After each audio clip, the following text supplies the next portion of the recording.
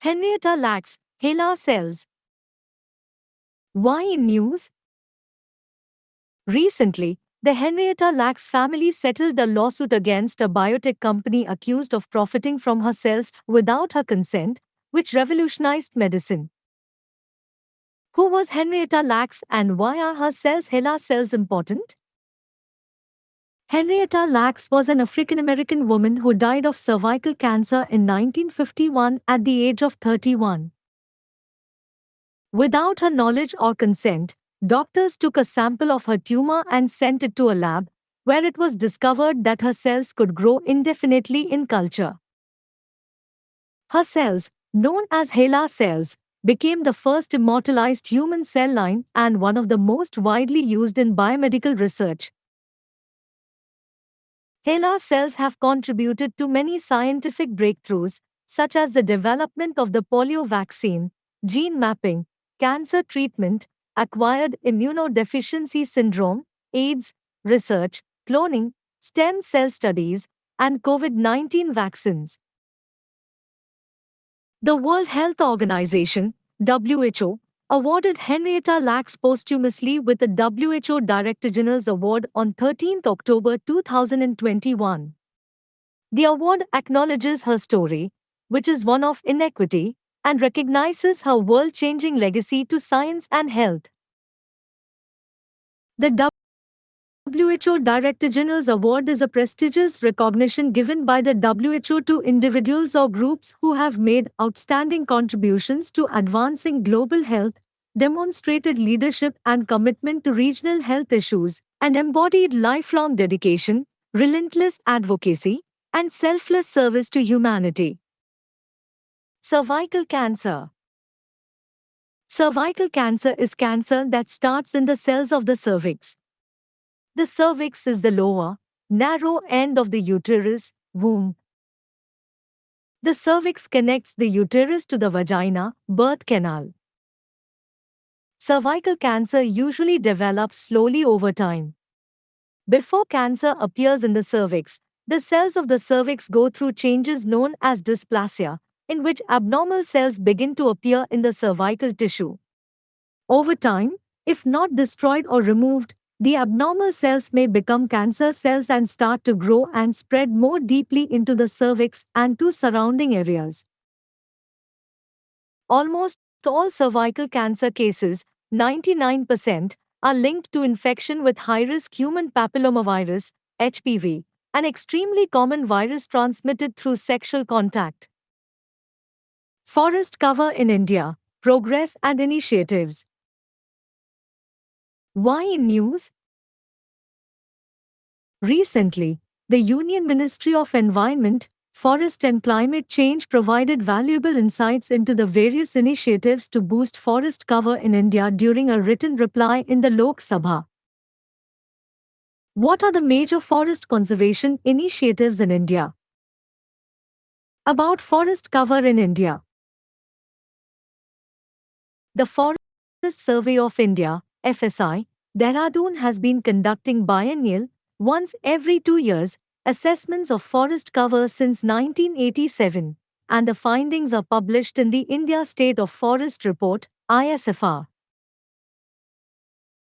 As per the latest assessment in ISFR 2021, India's total forest and tree cover stands at 8,09,537 square kilometers, which accounts for 24.62% of the country's geographical area. Notably, this represents an increase of 2,261 square kilometers compared to the ISFR 2019 assessment, indicating positive strides in forest conservation efforts. Government initiatives to boost forest cover. Green India Mission, GIM started in the financial year 2015 to 2016. GIM focuses on afforestation activities. Over the last 5 years, 755.28 crores rupees has been released to 17 states and 1 union territory to support afforestation efforts. National Afforestation Program, implemented for regeneration of degraded forests and adjoining areas. The National Afforestation Program is now merged with Green India Mission. Nagar Van Yojana, NVY launched in 2020. NVY aims to create 600 Nagar Vans and 400 Nagar Vatika in urban and peri-urban areas by 2024 to 1925. The initiative intends to enhance the green cover, preserve biological diversity, and improve the quality of life for urban dwellers. Compensatory Afforestation Fund, CAMPA utilized by states UTs for compensatory afforestation to offset forest land diversion for developmental projects.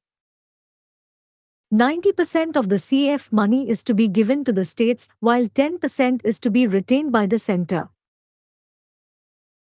Multi-departmental efforts. Apart from the central initiatives, afforestation activities are taken up under various programs and schemes of line ministries, state governments, UT administrations, non-government organizations, civil society, and corporate bodies. Some notable efforts include participation in the Mahatma Gandhi National Rural Employment Guarantee Scheme, National Bamboo Mission, and submission on agroforestry. Draft National Forest Policy. The policy focuses on integrating climate change mitigation and adaptation measures into forest management practices. It emphasizes building resilience to climate change, particularly among forest-dependent communities. UPSC Civil Services Examination, Previous Year Question, PYQ.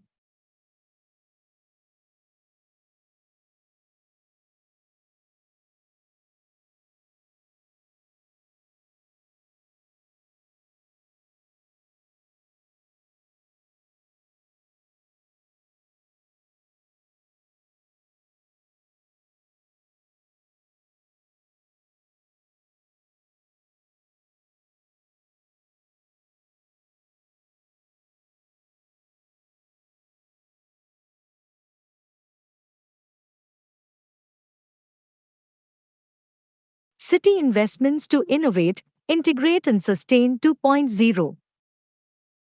Why in news? Recently, the government has approved the City Investments to Innovate, Integrate and Sustain 2.0, Cities 2.0. What is Cities 2.0 about? It is a part of the Smart Cities mission and aims to promote integrated waste management and climate-oriented reform actions.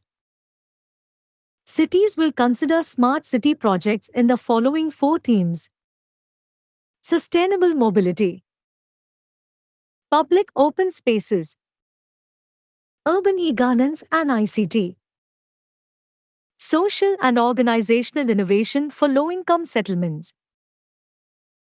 The program will run for a period of 4 years, i.e., from 2023 till 2027. Objective: the program envisages to support competitively selected projects promoting circular economy with focus on integrated waste management at the city level, climate-oriented reform actions at the state level, and institutional strengthening and knowledge dissemination at the national level. Cities 2.0 aims to leverage and scale up the learnings and successes of Cities 1.0. Cities 1.0 was launched jointly in 2018 and consisted of three components: 12 city-level projects selected through a competitive process, capacity development activities in the state of Odisha, promoting integrated urban management at the national level through activities undertaken by National Institute of Urban Affairs, NIUA, which was the Program Management Unit, PMU, for Cities 1.0. Funding. The funding for Cities 2.0 would include a loan from AFT and KFW and a technical assistance grant from the EU. Components. Cities 2.0 has three major components: financial and technical support for up to 18 smart cities for projects promoting circular economy with focus on integrated waste management. Support to all states, union territories, UTs, for climate action. Interventions at national level to support scale up across all cities and towns. Significance. Cities 2.0 will supplement the climate actions of Government of India through its ongoing national programs, National Mission on Sustainable Habitat, Amrit 2.0, Swachh Bharat Mission 2.0 and Smart Cities Mission, as well as contributing positively to India's intended nationally determined contributions, INDCs, and Conference of the Parties, COP26, commitments. Smart Cities Mission, SCM. The government launched the SCM with the aim of boosting economic growth and enhancing people's quality of life through local development and the use of technology to achieve smart results that benefit citizens. Launched 2015. Nature, centrally sponsored. Nodal Ministry, Ministry of Housing and Urban Affairs. Implemented through a Special Purpose Vehicle, SPV, at city level. Mission deadline extended to June 2023. Coverage developing 100 selected cities as smart cities. What initiatives are taken by Government of India for urban development? Atal Mission for Urban Rejuvenation and Urban Transformation, Amrit. Pradhan Mantri Awas Yojana Urban, PMU. Integrated Command and Control Centers, ICCCs. Climate Smart Cities Assessment Framework 2.0. Tulip the Urban Learning Internship Program. Vivad se Vishwas 2. Why in news?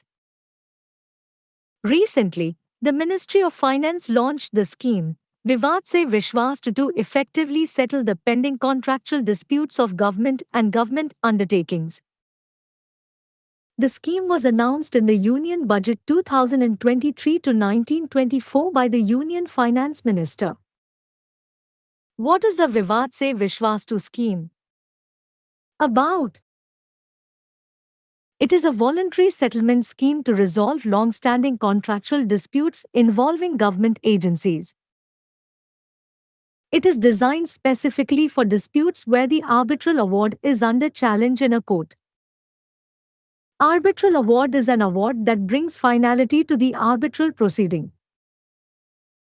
Under the scheme, standardized terms will be introduced, and graded settlement options will be provided based on the level of pendency of the dispute. Objectives. The scheme aims to provide a platform for resolving contractual disputes efficiently and promptly, promoting ease of doing business with the government and encouraging fresh investments in the country. Implementation. It will be implemented through an online functionality on the Government e-Marketplace, GEM, portal. Coverage.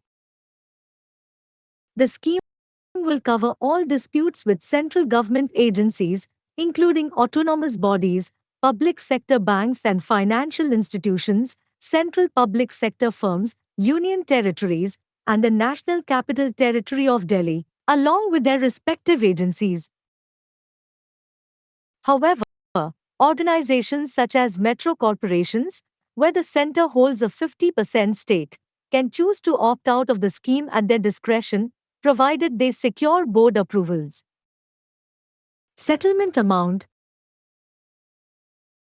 For cases involving court awards, the settlement amount offered to the contractor will be up to 85% of the net amount awarded or upheld by the court, while the same threshold will be up to 65% of the net amount in case of arbitral awards.